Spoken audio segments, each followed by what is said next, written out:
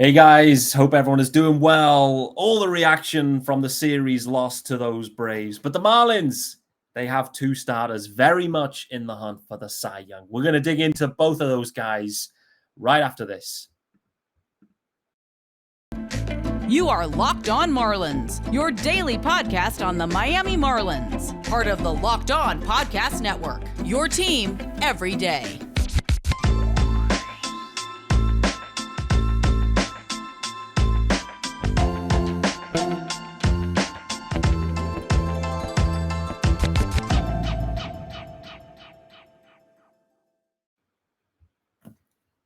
Yes, sir. Welcome to Locked On Marlins. This is your daily Marlins podcast with me, Peter Pratt. And this, for those watching, this is the first ever YouTube episode as well. So not only can you get this in true podcast form on any podcast platform, you can now also get it in the brand spanking new Locked On Marlins YouTube channel. So it is here, episode 1.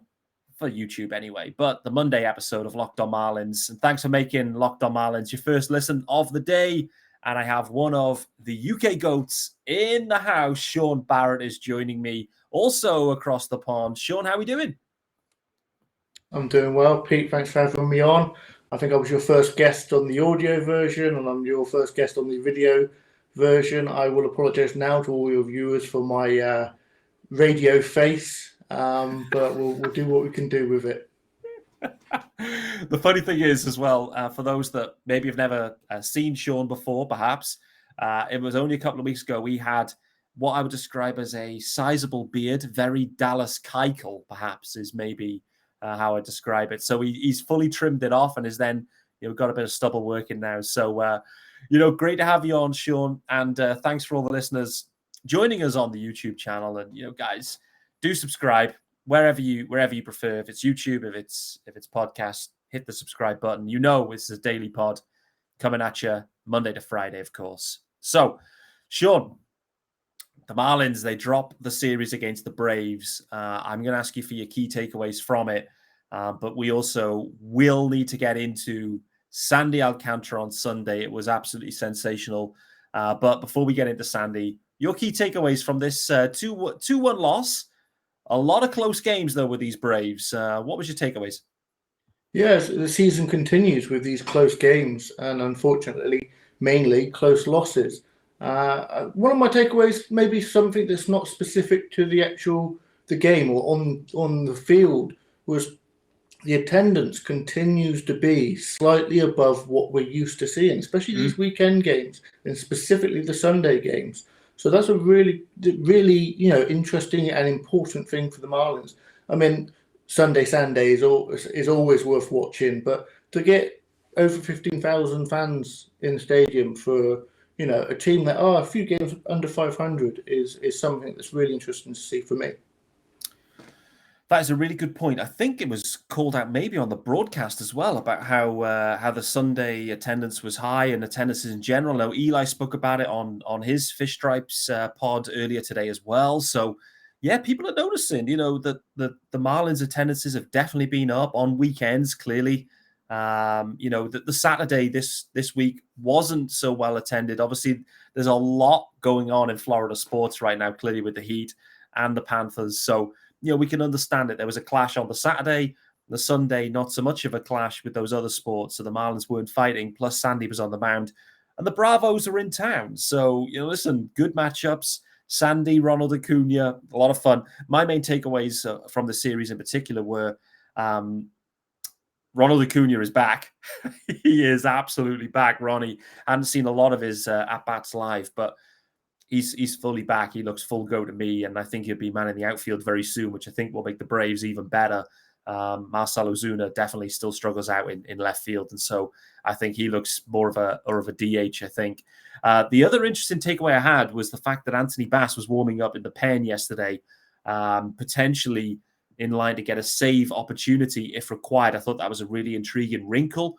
I equally was concerned. I've been concerned about Trevor Rogers all year, to be honest with you, and I still the same concerns remain. So while Sandy was absolutely vintage, and he didn't break a sweat in 115 pitches. Trevor Rogers is still it's labored. It's always labored, struggling to get out the first inning. So I am very, very intrigued to see what they do with Trevor Rogers. The starters have been announced for the Rays series. We know Pablo's going, and then TBD in game 2, which is very intriguing. That's Trevor's day. We've got an off day already baked in, so they're off today on Monday as we record. Trevor should be going, by the rotation anyway. The cycle on Wednesday, it's TBD.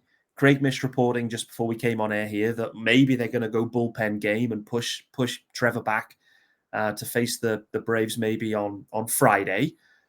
For me, that's a really puzzling decision in general. The Braves have just seen Trevor. They've just blew him up. His record against the Braves is terrible. I'm not sure why they would want to do this in that moment. So I'm not convinced that's the path they go. I know that's what Craig's saying. Listen, Craig is much more connected than me for sure. But I was thinking about whether they may go with an opener. The Rays love a platoon-heavy lineup. Trevor, the lefty, get the opener in there. Get a righty opener going in there, top of the order. Maybe even goes, maybe even more than one inning. And then let Trevor loose, see what he can do. I'd be really intrigued. But really interesting series, though, Shaun. The other thing as well, the main takeaway was Jazz's hamstring. I mean, let's get into Jazz. If that hamstring, he was spiked on the knee on Saturday, looked in a lot of pain. He didn't come out of the game, was trying to win the game, I think, obviously, on the Saturday game. Then we were all, I think, shocked that he was starting the Sunday game. Only lasted a couple of innings. He did score a run, but came out of the game. What we believe with the hamstring strain, tweak, something, Joey Wendell is still on the IL with a similar injury. Doesn't sound good for Jazz Chisholm, though, with this hamstring issue, right? No, absolutely not. It is a situation where the depth or the flexibility that we've talked about many times is now really coming into question. I mean, with Bertie and Wendell, I think they're both getting rehab assignments this week, so they're close to coming back. But as it stands, I mean, we could see more Joe Dunand playing at second base again, which would be, something that he probably wasn't preparing himself to be doing, especially at the major league level. But realistically, I mean, you never want these things to happen, but this might be the best time in the season for this to actually happen. We've got a little 2-game series against the Rays with 2 off days in between. So theoretically, he could have 4 days rest and only miss 2 games.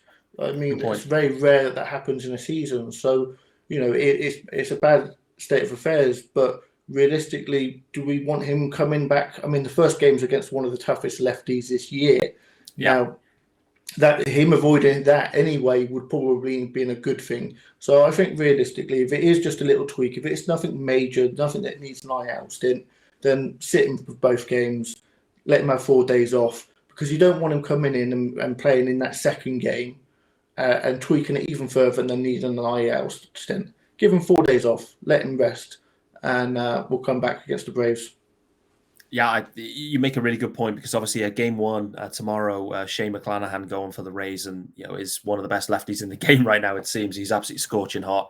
If the Marlins would continue to play the analytics game, Jazz Chisholm should not be in that lineup that day, I don't think. I mean, clearly they're dealing with some injury challenges right now, and so you're almost like, well, is Jazz against a lefty better than Joe Dunand or Erik Gonzalez or whoever is kind of filling in, I guess, right now, with obviously Bertie and Wendell both missing? But yeah, I guess that's, may not be the worst timing, like you said, that Jazz has this issue with just a 2-game series kind of bookended with off days too. So yeah, that could be a nice piece. What have you made of, by the way, just speaking about, Erik Gonzalez, what have you made of him? He's pretty much been an everyday player for the Marlins for the past week and a half. And, he seems to, there's not much power in the bat, but the glove is nice. And the at-bats to me look okay. They look fine. He's kind of holding his own, I think. What about you? Yeah, I mean, there's nothing too sort of exciting or sexy about him, but he looks like a baseball player. He is, he's a professional baseball player, and let's, at the end of the day, that's what he is. He has, even in the minors, you are a professional player, and it is a case of he's been given this opportunity, and he's certainly delivering more than we probably would have expected. We're used to guys coming up from AAA and hitting a $150 and not really looking very interesting. But he's come up and he's done the job. And realistically, do we want him in the lineup? No, I want the guys coming back. But these are the kind of guys that you can bring up, and send them down, bring them up, and not be too concerned with hurting their development, because they are, they're guys that just come up and do a job. They are those sort of quad A players that all Major League Baseball teams sort of keep a stable of. And, the fact that he's coming up and being productive is a positive. Yeah, no doubt. What was your takeaway from the Braves themselves? How did they look to you as a club right now? Obviously, one of the main rivals in the division. So where do you kind of see their club right now? Well, it's interesting because, obviously they've got the outfield full of names that, are kind of doing the job. And now with Acuna back, that's a big difference for them. And as you said, the whole series in DH, they didn't want him playing on the artificial field, which kind of makes a lot of sense. But now that, you'd expect him to sort of plug back into the outfield. And Ozuna into DH is really where you want him, because I remember a few years back when he was with the Marlins and it looked bad, and I can only imagine trying to watch that every day again. And pass on that one. Yeah, for sure. I'm with you on that. Ozuna, I think, is best served as a DH. No doubt on that one. And yeah, I think once Ronnie slides into the outfield there, it's I think we'll solve maybe a few problems they've been seeing in the outfield as well. They look like they're kind of starting to get into some form, I'd say, the Braves. And, the pitching staff looks good, too. I mean, we got a good look at three of their, top four, I would say. And, the Braves, I think, are trending in the right direction. Look like they're starting to get hot. So, interesting to see how it goes with them. Want to really dig into this Sandy start real soon because it was a stunning performance from Sandy. But before we do that, guys, reminder, this episode, it's brought to you by Built Bar. So it is brownie batter puff season, and I love those brownies. And you know what I love more? Brownie batter. Sometimes I eat half the batter just while I'm making the brownies. Imagine if you could lick the brownie spatula clean and get some protein in. Well, you're in luck, because Built has a new creation. This one is better than ever. The brownie batter puff. You heard me right. Puff takes protein bars to a whole new level, and they're available right now on Built.com. Have you tried those puffs yet? If you haven't, come on, what are you waiting for? Puffs are a chocolate-covered marshmallow protein bar. That's right. Delicious flavored marshmallow covered in 100% real chocolate, 140 calories, 17 grams of protein, only 7 grams of sugar. Brownie batter puffs are the perfect pick-me-up for any day. If you're liking what you're hearing, get yourself over to Built.com. Use promo code LOCKED15. That is LOCKED15 to get 15% off your order. Okay, then. So that is the brownie batter puffs cooked. Sandy Alcantara to me looked like he'd had a few of them brownie batter puffs. He had stamina for days. For me, that was the best start of the year by Sandy, by some distance, in my opinion. He looked on from inning one, and he just looked like man on fire. I am having a complete game today. Sometimes Sandy just has that in his eyes. I was still shocked, even though he got it, and it was 115 pitches, and Aguilar tried to throw a spanner in the works, and obviously a couple of hits came in. I'm still kind of shocked that Donnie let him go, to be honest. I was kind of looking over at Donnie thinking in the ninth, okay, Aguilar's made this fumble in foul territory, this error, double, okay. Looked at Donnie, he didn't move. Donnie didn't move. So Sandy himself was absolutely vintage, but I'm still surprised Donnie let him roll. What about you on that one? Yeah, I mean, in today's modern era of baseball, you just don't see guys. I think we're on target for the fewest complete games in a long time, and that fits. We're seeing openers, and we're seeing guys going 4 or 5 innings more commonly, and so this is something that you just don't often see. And I think 115. I think that's probably that's the max. You don't want to be seeing that too often. But Sandy's the one proven guy that the Marlins have, and he's one of the very few proven guys in baseball that you can trust to go, 115, 200 innings a year. Now, these are literally, unicorns at this point in baseball. And the fact that the Marlins have got one and that he's locked up for so long, that's fantastic for Marlins fans. Absolutely. It was just, just watching him sitting back, just enjoying it. And he was he just had everything working. Yeah, you know what? Yesterday, just everything was working. All 4 pitches were working. And it's, you just know when you get that Sandy, and they seem to happen on a Sunday. He does seem to come alive in these day games. And jokingly, all last year, obviously, the run support was never there because the Sunday lineups were always just turgid because we had no depth. So, it was just terrible lineups. But Sandy would just be grinding away. And I love the fact that, the Marlins, they scored first. Jazz come out the game. You're thinking, oh boy, here we go. Sandy's cruising along. Big error from Jesus Sanchez. I want to ask you about that as well. But you're thinking this could be one of those games where just the offense just completely goes cold and the Braves maybe sneak one over. But for the offense to actually get it done, and it looked like they were fully cruising, and then they came alive in the 9th, made it closer than it felt. For me, it was just pure effortless work from Sandy. And, he's put himself right in the hunt. I mean, Pablo Lopez still sitting atop of the kind of NL ERA leaders. Sandy's sitting there too. 3 runs given up yesterday, but all unearned. So 9 innings pitched, 0 earned runs for Sandy Alcantara. And listen, the Marlins, I think right now probably have 2 of the 3 ERA leaders in the NL, perhaps. So they're really sitting there nice and pretty. And those guys, they're doing all they can. The offense has not quite come alive just yet, let's say. And particularly if Jazz is missing some time, you're going to need to lean on other guys. And let's get into Jesus Sanchez, though, mate. Yesterday, it was his first real big error, I would say, out there with his, I don't know if it was a loss of concentration or what it was. Like, everything looked fine. It was just a full clanger. That was, I think, his first error of the year. Do you think it's starting to play on his mind, the kind of offensive struggles? Now, if it kind of bleeds over to the fielding, for me, that becomes a major issue, I think, for the Marlins.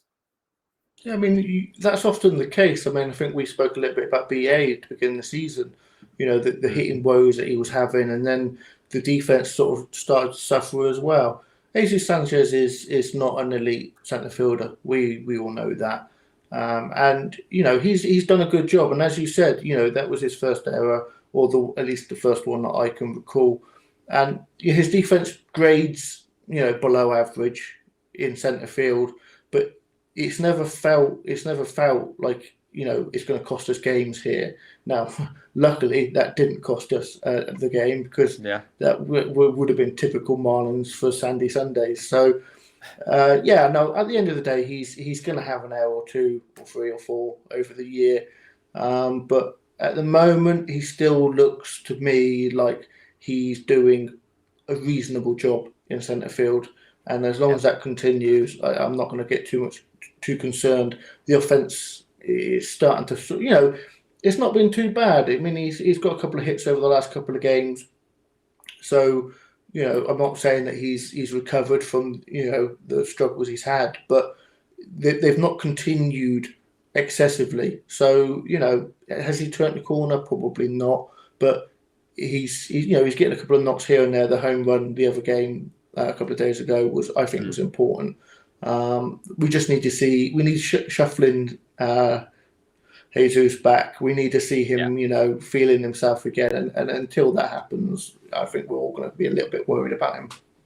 Yeah, I think so. I think that's the sign, the full smile shuffle, when is that Jesus back and the confidence is there. I think it's definitely played on his mind. Like, you can see at times some of the at-bats, it looks a little bit, he's in his own head a bit. And like you said, a few days off, then coming in a spot he wasn't expected to come into. Obviously, De La Cruz wore one, and he then had to kind of take over from De La Cruz and hit a bomb, accordingly, which was wonderful. And, maybe it just was that moment, couple of days breather, have a reset, bang, straight in the game, and delivers. Jesus Sanchez is so important now for the Marlins, I think, particularly if Jazz misses any time.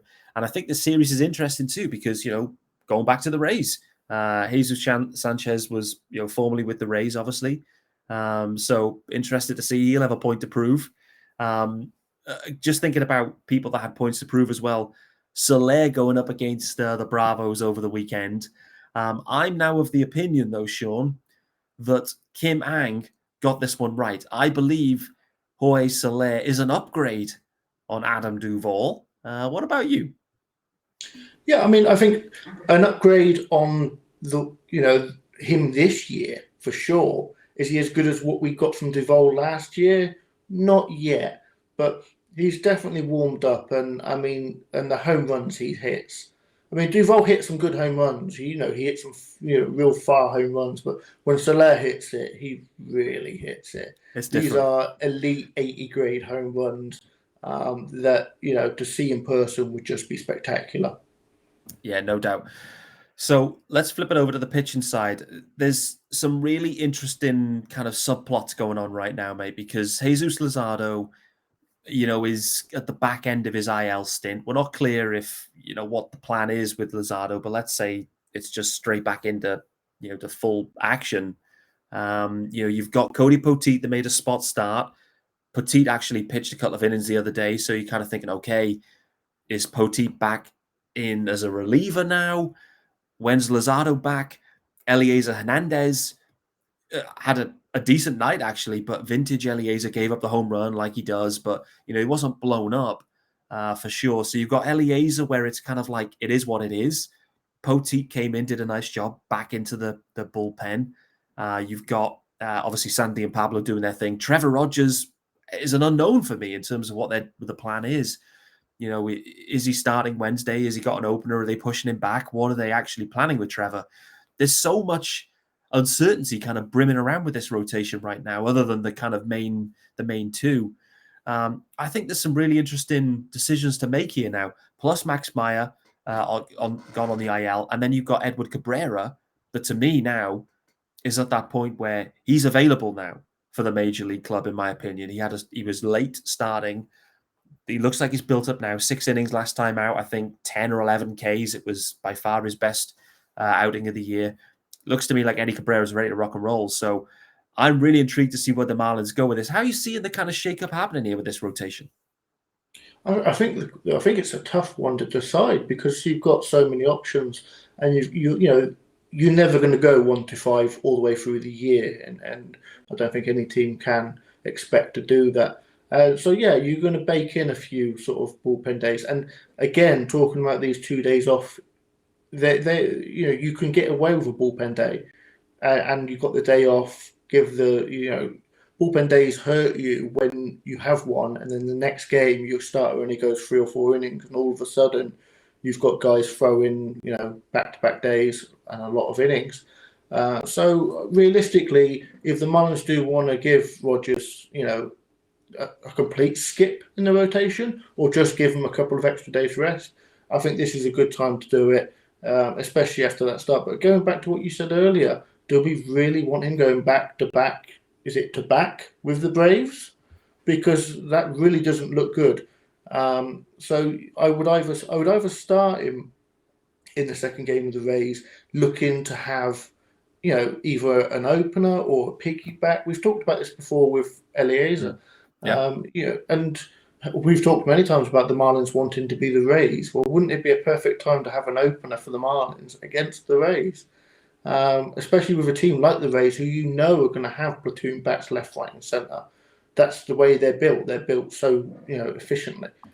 It would be a great time to try it. Do you really want to mess around with Rogers? Because he is a linchpin starter, or hopefully is a linchpin starter for the Marlins. Maybe not, but I think ultimately there are so many different ways that the Marlins could play this with all the arms that they've got, and that's not even including bringing up Eddie, which at the end of the day, as you said, he's stretched out now. He's ready. He's the next man up, especially with Meyer down now for we don't know how long at this point. But no, I think the Marlins, the way that they're built, with all the pitchers that they've got, we've got Flora back now as well. He pitched pretty well the other day. It's tough. There's no way to predict it because ultimately we're not sure what we're doing with certain guys with injuries. The Marlins, I think, will be quite inventive the way that they play it. And I'm looking forward to that, because sometimes the Marlins can be a bit too vanilla. Now they're trying more sabermetric ideas, but it does almost feel sometimes like they've got baby's first sabermetrics book, and that's what they're working from. It's not quite as advanced as other teams, but the fact that they're starting late because analytics for the Marlins was just not a thing for the whole of the Loria era. So they're starting from a position of being behind everyone else, but the fact that they've started is a good thing in my eyes. I'm with you. And we're going to talk to Joe Frisaro tomorrow. And, I know Joe will have an opinion on that too. And we'll kind of dig into the Marlins' use of the analytics and, how they're approaching it right now. And yeah, like you, it's early days. If, they have been, it's clear it's influencing decisions and lineups and matchups. It's clear that it is more than it has been historically. And as fans, we just want to see it work, right? It's a bit like the shift. I get the sense like the shift's amazing when it works, but when someone just hits it where they traditionally should be stood, everyone's like, damn, what's going on with the shift? Why are you shifting? It's one of those where if it works, great. If it doesn't, you're lambasted, right? It's the same with the analytics and the matchups. And, you can't please everyone. You can't get it right in every moment. But like you said, I'm really intrigued to see whether they go creative in this series against the Rays that are the masters of doing this. And so that is what's intriguing for me. And it would not shock me if they come out with an opener or something funky on the Wednesday start and maybe bring Trevor in a little bit later on. And, I don't know. I'm just really intrigued to see where it goes. And this is a big stretch for the Fish here. Obviously, a couple of off days baked in. Rays, then you're into Atlanta for another series with the Bravos. And then I think they're heading to Colorado after that. So, it's a big stretch, a tough stretch too, because Tampa's tough. Obviously, the Bravos, the World Series champs. Doesn't matter how the Rockies are playing. In course, they are elite. And so that'll be a real tough stretch. This is a big, big week for the Fish. Big 10 days, actually, because if they go, 2-6, something like that on this run, then you get to the point where the season's slipping away from you quickly, I think. You're going to be, 10 to 12 games back in the division at that point if they go 2-6 in this stretch. And so for me, that is the Marlins cooked if they get to that point. They're just not built that way. They got to hover at 500, I think, and look to add. And if they're 10 games under, then we may as well call it. So interested to see. Shaun, how are you seeing this race series, though, very briefly before we wrap up here? I think it's going to be interesting. It's going to be telling. I mean, as I said, we've got that tough lefty McLaren. I'm not going to even attempt to pronounce that name. That's not one for me. He is by and far Shane. arguably the best. I think his name's Shane. Shane, there we go. Let's go with Shane. Let's work with that one. He is by and far, in my eyes, the best pitcher in baseball at the moment. Some of the peripheral numbers really do just jump out at you. And the Marlins have consistently made bad pitchers, or not bad pitchers, but pitchers that you wouldn't expect to be going 6-7 innings against a major league team, and they've made them look good. So I said before about Burns and how I was worried about facing him, and actually the Marlins didn't do too badly. Pablo outdueled him in that game, so it'll be interesting to see how he goes up against. Pablo versus Shane is an elite pitching matchup for me. I mean, there's no better matchup, maybe of the year, to be honest with you. I mean, those two going head-to-head, McClanahan and Pablo are, both top 10 dudes in their own right now, Major League Baseball. So, yeah, what a matchup that is. And it's going to be really intriguing to see the way this plays out. And there's some injury concerns lingering around. Well, what's the status with Jazz? What's the status with Miggy? Both of those guys, I think, exited the game or have exited over the weekend. So, Miggy's dealing with a calf strain, Jazz with a hammy. You could end up with a middle infield of Erik Gonzalez, Joe Dunand. Joe Dunand came into the game on Sunday. He'd never played second base ever, I don't think. If I believe that's correct, that he'd never, ever played second base. And he ended up making some decent plays there, actually, right at the back end in the 8th, 9th inning. So, fair play to Joe. He may be he may get a longer run in this lineup than we expect.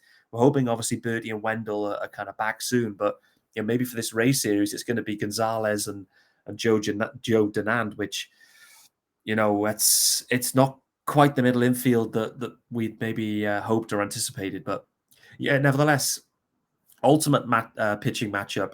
And you look at game 2 as well, and Rasmussen's had a great start as well. He's 4-1, I think, with a sub-3 ERA, so he's looking great. It's going to be tough for the Fish on the road here against the Rays, but they're going to have to dig in, try and split the series. I think game 1 is so important here. If the bats can get anything going against McClanahan, that's going to be the key to this one. So that is going to wrap us up though for Monday's episode. And it's the first ever episode that is going on YouTube. So Locked On Marlins YouTube channel is alive and kicking.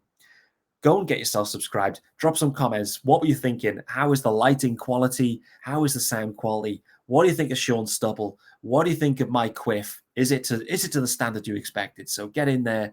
Let us know what you're thinking. So that is us, myself, Peter Pratt, and Shaun Barrett, the UK GOAT, out of here. Monday episode, Locked On Marlins. Back tomorrow. Tuesday episode, and we'll be previewing the Rays series in more detail with the GOAT, Joe Frisaro, in the house. So stay tuned for that one, guys. In the meantime, enjoy the rest of the off day. Back tomorrow.